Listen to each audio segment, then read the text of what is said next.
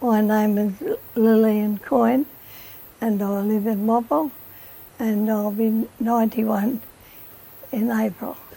I've lived in Bauple for about 89 years. I was born in Tanalo near Mackay. Mum and Dad came home for a holiday and Dad got a job in the sugar mill, so they never went back to Mackay. And Dad worked, he was called up in the CCC during the war with his truck, and he worked at Brimaroo and different places with his truck on building the aerodromes. And then he got the job of cane inspector. I went to, the school was the Raby State School when I went to it. But when it was built, in 1901 it was opened, and they couldn't call it the Bauple State School because the Bauple Provisional School was just 3 k's down the road here. And a provisional school was one in which the parents built the school and the government provided the teacher to teach at the school. Well, the mountain was Bauple and the school was Bauple. And then about the turn of the century, early 1900s, they wanted to change the name, the spelling of Bauple to Bauple. So they did that, and they still didn't change the name of the school because the Bauple School was still out on the road. Well, then in 1933, that school closed down, and they changed the name in 1935 from the Raby State School to the Bauple State School, Bauple, but it was still the same school. But it's been changed twice since the school has been rebuilt twice since then. After primary school, I went to Maryborough High School for a couple of years, and then I worked for the Tyro Shire Council in the office until I enlisted in the Women's Royal Australian Naval Service. And I was in Brisbane then until after the war, 1946. And I was married in 47, but I went back to working for the council in I can't think of the year. And I worked for them then for another 18 years at Tyro Shire Council till I retired in 1991. I was married in 47 and I married Frederick Brooks, an ex-serviceman, and he died in, we had 4 children, and then he died in 1976, and I married again in 1980. I married Joseph Coyne, and I lived here until 1950 while the mill was still crushing. It was a lively place, plenty of people around here. We had 5 shops and 2 butcher shops and the hall, and we had 4 churches, and it was a good place to live. And then we had the bus to take us to Maryborough because nobody had cars after the war for some years.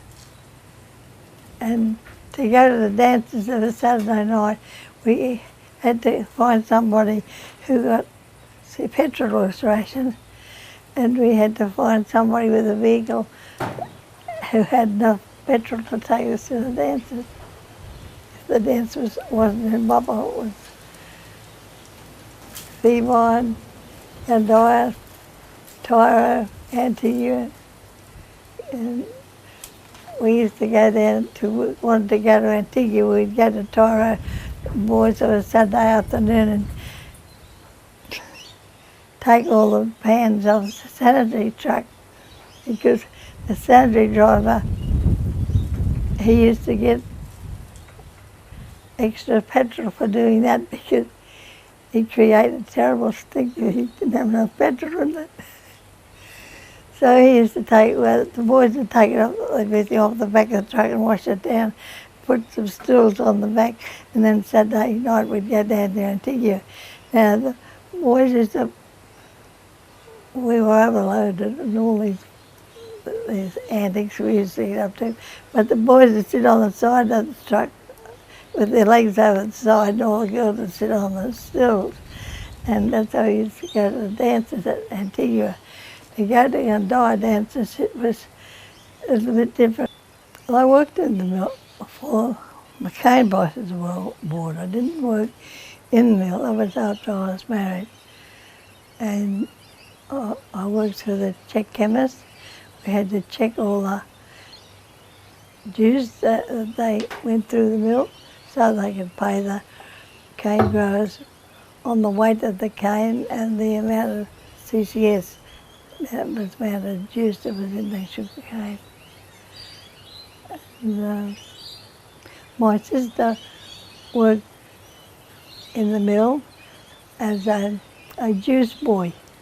They employed boys, young boys, to take samples from the rollers, to sample the juice of each load of cane, and they take it over to the laboratory where it was tested for its sugar content. And during the war they didn't have any boys. The boys had to do the men's job. The men had all gone to war. So they didn't have any boys to do the job. So my sister was the first juice boy to work in the mill, and there was quite a few girls. They got jobs there as juice boys too while the war was on. Then the mill closed down in 1950 with the stars crushed. Yes, Jim Mates bought the sawmill from Bill Wheeler. He bought it up there and he shifted it down here and built it down in Mill Street there, and cut up all the timber that was wanted around the place. And Mr. Missing used to supply a lot of the timber, and he also supplied the girders for a lot of the railway bridges and piers, and that sent a lot of timber overseas for these, the piles for the piers. And he knew every tree in the district, how long and what sort of a pile it would make and everything. And Dad used to tell us that Mr. Missing had a pet goanna in his pocket, and he had a tape measure tied to its tail. He used to send the goanna up the tree to measure how high it was. They cut timber here for all the forestry out there around Tanana Creek. Before they put the pine out and they planted the pine, that was all hardwood timber near Tanana Creek. And all the men from here were employed in the forestry then when they started, and when they cleared it and put in those pines or pine trees, they're all planted. Now they're still out overseas. And before the band hall was built, there was a boarding house there which my grandmother used to run.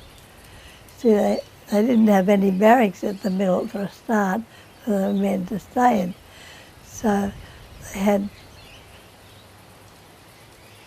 3 boarding houses, I think, in the area where the workers could stay. The railway line here only went from Bauple to Andoya. That's to bring the cane from Naval, all down Yarra, Munga, all down there, down as far as Gaburian and Dagan, all that cane came on the main line, North Coast line to Gundyre, and then the engine went from here to Gundyre and picked that cane up and brought it back and took the bags of sugar back to the main line and sent it down there.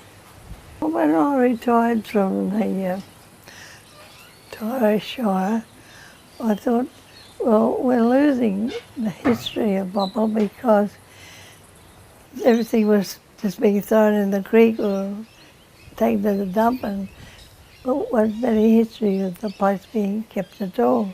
We had Kanakas here, and there's a lot of history attached to Bauple.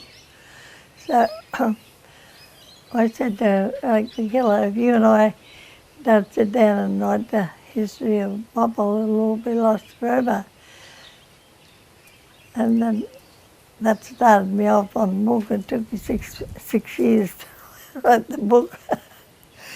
But then we got the grant and we got the use of the land here, and all the people cut down trees and provide the timber for wherever you can see timber used here, and volunteers. And the military collection in the museum covers the Boer War, the First World War and the Second World War, and some of the men who went to Vietnam, but that's not complete because I didn't know the people who went to those wars. And those names with the asterisk beside them, they are the ones that did not return.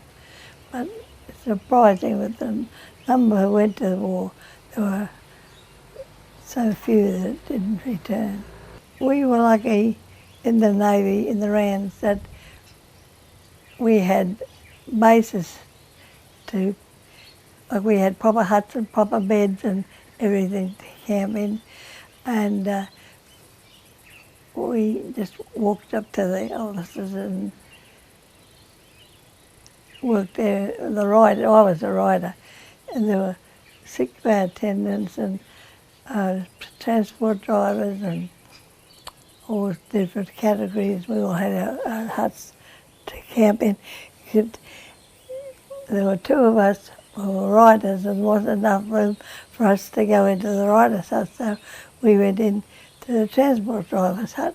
A rider was a clerk. He did all the things that are normally done by clerks of these days and other jobs. But it was very enjoyable. It was very strict. You had to go ashore certain hours, depending on what watch you were on, and 3 watches that I worked under, red, white and blue. And no, it was a good life.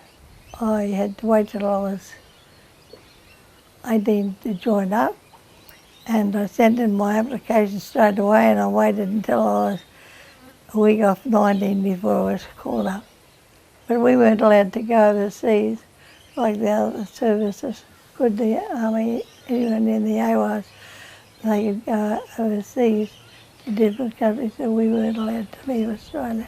I joined up because I wanted to serve my country, and I wanted to see some other places, and all I saw was Brisbane, and I could go and see Brisbane anytime I wanted to.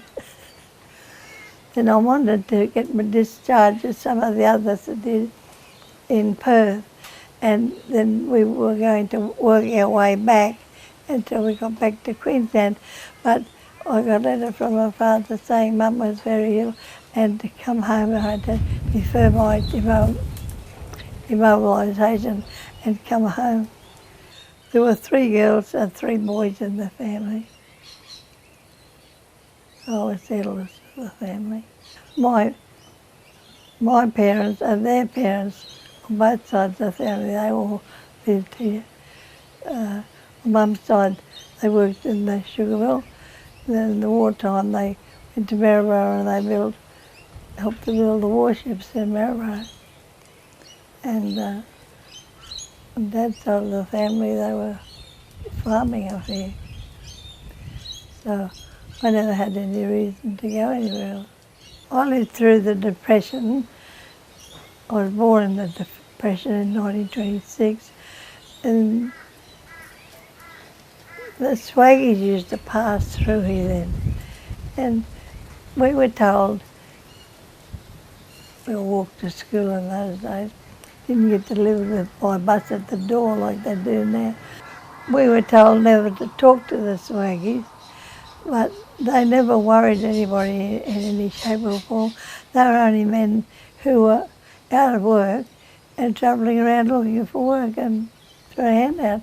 Every fortnight they had to report to the police stations to collect their sustenance.